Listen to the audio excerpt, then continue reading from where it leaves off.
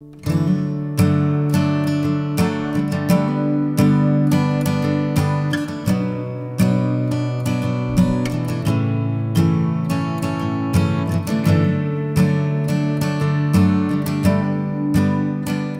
Morning everyone, welcome back to my channel, welcome to a brand new blog.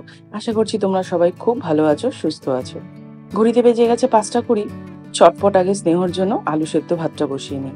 School যাবে, তাই চটপট একটু ভাতটা করতে হবে, আর তার সাথে সাথে ও স্কুলে যে টিফিনটা নিয়ে যাবে সেটাও করে নিতে হবে। ভাতটা একদিকে বসিয়ে দিয়েছি, আর ভাবলাম আজকে ওর জন্য একটু মালপোয়া করে দিই। তো মালপোয়ার জন্য ময়দা, সুজি, চিনি, মৌরি সমস্ত কিছু একটু জলে ভিজিয়ে রেখে তেলের মধ্যে কয়েকটা বানিয়ে নেব। বেশি বানাবো না, এই 3-4টে বানালেই যথেষ্ট। যদিও সবগুলো মনে হয় না খাবে, তাও মালপোয়া জিনিসটা ওর খুব ফেভারিট। দেখি আজকে দিয়ে দেখি যদি টিফিনটা ফিনিশ করে আসে।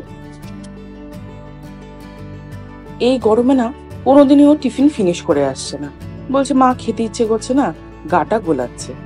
মালপোয়ার সাথে সাথে দিয়ে দিলাম কয়েকটা কাজু আর একটুখানি ড্রাই পাইনাপেল, আর দিয়ে দেবো একটা ছোট মিষ্টি। অন্যদিন একটা করে ফল দিই, কিন্তু আজকে যেহেতু তেলে ভাজাটা দিয়েছি তাই আর কলা বা অন্য ফল দিলাম না। বেজে গেছে 6:40। ওকে স্নান টান করিয়ে ভাত খাইয়ে একদম স্কুলের জন্য রেডি করে দিয়েছি। যাই আগে রওনা করে দিয়ে আসি। প্রচুর জিনিসপত্রে ঘর একদম ঠাসা, চলছে কিছু কাজ। কি কাজ চলছে কমপ্লিট হলে আমি অবশ্যই তোমাদের সাথে শেয়ার করব। আর ঘরের জিনিসগুলো সব পুরো স্তূপ হয়ে থাকাতে হাঁটাচলা করতেও কিন্তু বেশ অসুবিধা হচ্ছে।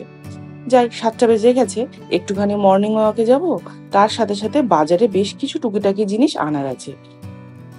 স্নেহর যেহেতু স্কুল শুরু হয়েছে, তাই আবার রেগুলার বেসিসে বাগুইহাটি মার্কেটে যাওয়া শুরু করেছে। বাগুইহাটি গিয়ে সকালবেলায় চা আর বেকারি বিস্কুটটা তো মাস্ট। বাজারের মধ্যে এই মা কালীর মন্দিরটা তো অপূর্ব সুন্দর লাগে। আজকে একদম পুরো ব্লু কালারের সমস্ত কিছু দিয়ে সাজিয়েছিল, এত সুন্দর লাগছিল। আর মন্দিরের ঠিক বাইরে একটা ফুলের দোকান, টাটকা তাজা ফুলের গন্ধে একদম ম করছে। সকাল সকাল বাজারে গেলে একদম ফ্রেশ শাক সবজিতে ভরপুর।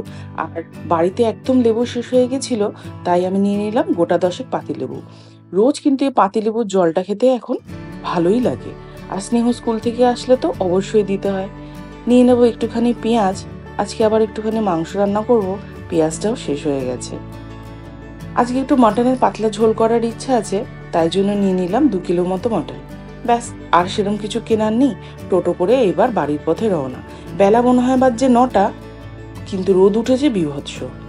বাড়িতে এসেই অর্ডার, একটুখানি সবাই ডিম পাউরুটি খাবে, তাই সবার জন্য একটু হালকা করে ডিম পাউরুটিটা আগে বানিয়ে নিই। এই ডিম ভাজার গন্ধটা না একদম পুরো অ্যাডিকশন। একবার যদি বাড়িতে কারোর জন্য ডিমের অমলেট হয়, সাথে সাথে বাকি সবার খেতে ইচ্ছা করে। এরকম কার কার বাড়িতে হয় প্লিজ কমেন্ট সেকশনে লিখে জানিও। যদিও প্রচন্ড গরম পড়েছে, তাই ভাবলাম মাংসের ঝোলটা একটু হালকা পাতলা করেই বানাই। এখানে মাংসটা ধুয়ে আমি ঝুড়ির মধ্যে জল ঝরাতে রেখেছি, আর আলুগুলো, রসুনগুলো সমস্ত মা চোকলা ছুলে রেডি করে রেখেছে। ঝটপট আগে পিস করে মাংসটা বসিয়ে দিই। প্রেসার কুকারে আজকে আর দেবো না, কড়াইয়ের মধ্যে ভালো করে কষিয়ে এই ঘন্টা দেড়েক সময় নিলেই মাটন কিন্তু রেডি হয়ে যায়। পেঁয়াজগুলো যেই কুচাচ্ছি স্নেহর কথা মনে পড়ছে। স্নেহ বাড়িতে থাকলে এই সমস্ত পেঁয়াজের প্রত্যেকটা পার্ট আলাদা করে দিত। অল্প একটুখানি পেঁয়াজ, বেশি করে রসুন, আদা, লঙ্কা, একটু ধনে দিয়ে আমি মশলার পেস্টটা আগে করে নিই। তোমরা তো জানো মাংসে আবার আমি জিরেটা খুব একটা পছন্দ করি না, কিন্তু ধনেটা না দিলে গন্ধটা ঠিক যেন ভালো আসে না।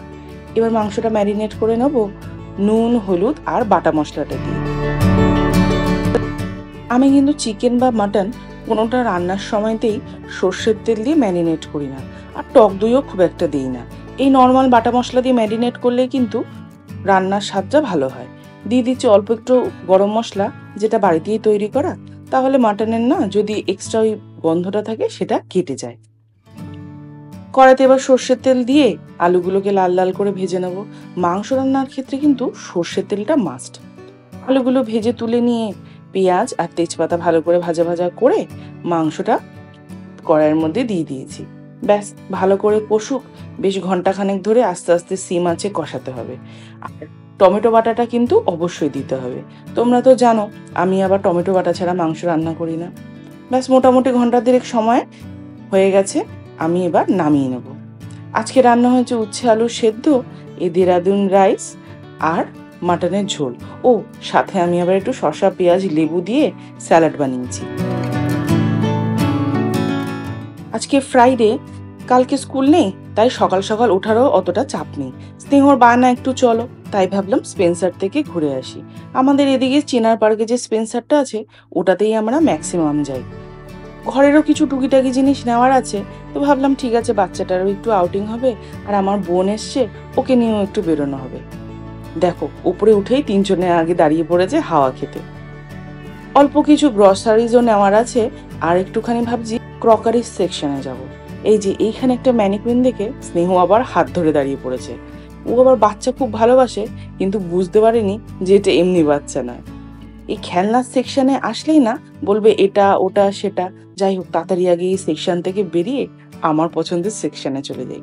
প্রচুর কাপ প্লেটের ভ্যারাইটিস। আজকে খুব একটা বেশি কিছু নেওয়ার নেই, ওই টুকটাক সামগ্রী। ও দাঁড়াও, সবার আগে এই ভীম জেলটা শেষ হয়ে গেছিল, সেটা আগে নিয়ে নিই, না হলে পরে কিন্তু আবার ভুলেই যাব। এই গ্লাসের সেটটা এত পছন্দ হয়েছে, নিয়েই নিলাম। স্নেহ আবার বাচ্চা হয়ে গেছে, ওকে ট্রলির মধ্যে বসিয়ে ওর বাবা ঠেলতে ঠেলতে এদিক থেকে ওদিক নিয়ে যাচ্ছে। আসলে এটার না একটা সুবিধাও আছে, না হলে এটা ওটা নিয়ে এসে ট্রলির মধ্যে রেখে দিচ্ছে, আমরা বিল করার সময় তখন একদম অবাক হয়ে যাব। দেখো ট্রলি থেকে বসেই চিপসের দিকে হাত বাড়াচ্ছে, একটা চিপসও কিনে দিতেই হবে। আজকে স্পেন্সারে দেখলাম প্রচুর ভ্যারাইটিস অফ ফ্রুটস, এত সুন্দর লাগছিল এই সেকশনটা দেখতে, তাই ভাবলাম তোমাদের সাথে একটুখানি শেয়ার করে নিই। অনেক ভ্যারাইটি আপেল, ড্রাগন ফ্রুট, মুসাম্বি, আর এই কমলা লেবুগুলো না এত ব্রাইট লাগছিল বলে বোঝানোর না। প্রচুর ড্রাই ফ্রুটসও ছিল। আমি যদিও এই সমস্ত জায়গা থেকে খুব একটা ফল বা সবজি নেই না, টাটকা তাজা ফ্রেশ বাজার থেকেই কিনি। যাই হোক ঘরে টুকিটাকি জিনিসগুলোকে নিয়ে নিলাম একটা সয়া সস, আর এই ভুজিয়াটা আবার স্নেহর ডিমান্ড ছিল। সাথে নিয়ে নেবো একটুখানি আমুল স্প্রে। ঘরে গুঁড়ো দুধটা শেষ হয়ে গেছে একদম। এই সেকশনে না পিনাট বাটারটা নেওয়ার খুব দরকার ছিল, কিন্তু আমরা যে ব্র্যান্ডেডটা নিই সেইটা দেখছি আজকে অ্যাভেলেবেল নেই, তাই আর নিলাম না। সাবুর পাঁপড় নেব, স্নেহর আবার মাঝে মাঝে এগুলোর খাওয়ার জন্য খুব ডিমান্ড হয়। ঘরের চালটাও শেষ হয়ে গেছে, কিন্তু মুশকিল হচ্ছে আজকে এসে দেখছি যে চালের বস্তাটা আমরা নিই সেই চালটা ওদের অ্যাভেলেবেল নেই। তাই কি করলাম, লুজ কিছুটা চাল নিয়ে নিলাম। প্রচুর জিনিসপত্র হয়ে গেছে, চটপট আগে বিল করিয়ে নিই। ঘড়িতে বাজছে প্রায় রাত 10টা, বাড়ি যেতে যেতে কিন্তু অনেকটাই দেরি হয়ে যাবে। সব কিছুতেই কাজ করতে এগিয়ে আসার একটা প্রবণতা হয়েছে। যাই হোক একদিকে ভালো, কিন্তু বাচ্চা মানুষ সবসময় তো আর পেরে ওঠে না। যাই চটপট আগে টোটো করে বাড়ি চলে যাই। বাইরে এসে একটা বাচ্চা দেখেছে, সেই বাচ্চাটাকে ও একটা পার্ক দেবেই, কিন্তু সে বাচ্চাটা অনেকটা ছোট, ও বুঝতে পারছে না কি করবে। যাই হোক ঝটপট আগে বাড়ি চলে যাই। রাত বেজে গেছে প্রায় 10টা। আজকের ভ্লগটা এই অবধিই রাখছি। তোমাদের যদি ভালো লেগে থাকে ছেড়ে যাওয়ার আগে অবশ্যই একটা কমেন্টস দিও, আর আমার চ্যানেলকে লাইক এবং সাবস্ক্রাইব করো। দেখা হবে নেক্সট ব্লগে। ততক্ষণ তোমরা সবাই খুব ভালো থেকো, সুস্থ থেকো।